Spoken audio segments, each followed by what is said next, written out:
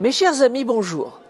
Alors que la pêche française traverse une crise grave, sans précédent, le Premier ministre, Gabriel Attal, qui n'a ni ministre, ni secrétaire d'État en charge de la mer et de la pêche au sein de son gouvernement, a lancé dernièrement dans l'enceinte de l'Assemblée nationale une flopée d'allégations et de contre-vérités. L'événement qui a le plus mis en danger nos pêcheurs ces dernières années, c'est le Brexit. Et si nous sommes parvenus par un accord à sauver nos pêcheurs dans le cadre du Brexit en les protégeant, en leur permettant de travailler, c'est certainement pas grâce à vous, c'est grâce à tout le travail qui a été engagé par la majorité, le gouvernement Michel Barnier. L'accord post-Brexit n'a apporté aucune réelle solution pérenne à la pêche française.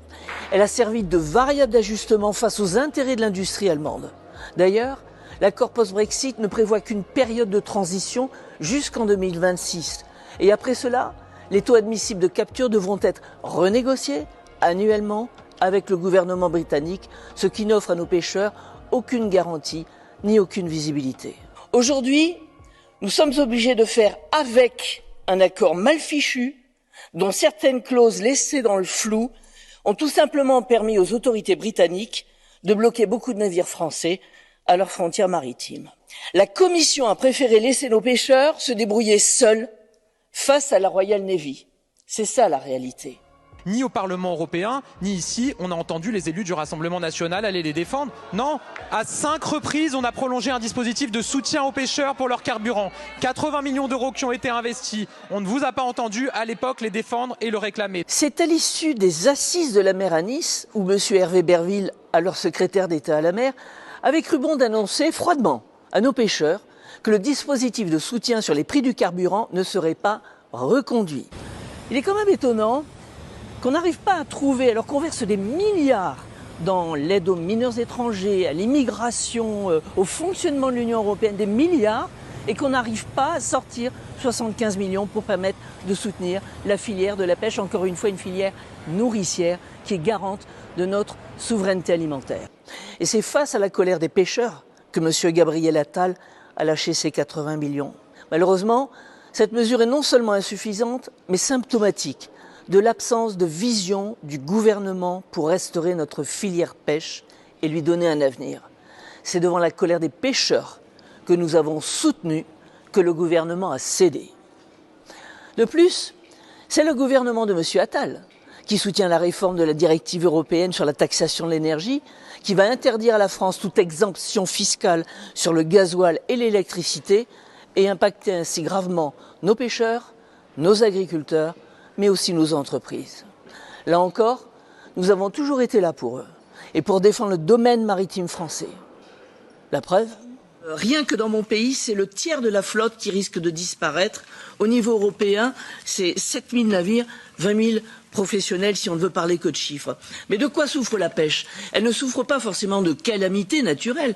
C'est pas forcément la gestion de la ressource qui lui pose problème. Ce n'est pas forcément le réchauffement ou les variations climatiques.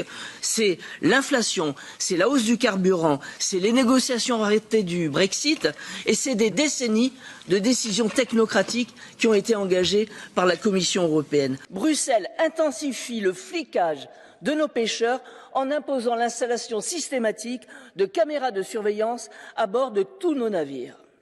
On traite nos pêcheurs artisans comme des délinquants. La privatisation d'un domaine maritime dont on exclut les pêcheurs, notamment avec l'implantation d'éoliennes ou de zones Natura 2000, tout cela concorde à faire disparaître une pêche à laquelle nous sommes particulièrement attachés, la pêche artisanale. Ils font face aujourd'hui à une très grande angoisse et une très grande inquiétude liée à cette décision qui les empêche de sortir dans le golfe de Gascogne pour 450 navires du fait de la capture de cétacés. On est au rendez-vous comme on l'a toujours été dans toutes les tempêtes. Cette décision du Conseil d'État faisait suite à une action initiée par des ONG où l'État a fait preuve d'une coupable négligence dans la défense de nos pêcheurs. L'État, derrière notre dos, nous met un coup de couteau. L'État français est en train de nous tuer. Et nous, les petits côtiers, on pourra crever, quoi, tout simplement. Pour faire place aux parcs éoliens et privilégier les gros industriels également. La pêche française a subi de plein fouet toutes les crises causées par les politiques européistes et mondialistes depuis des années.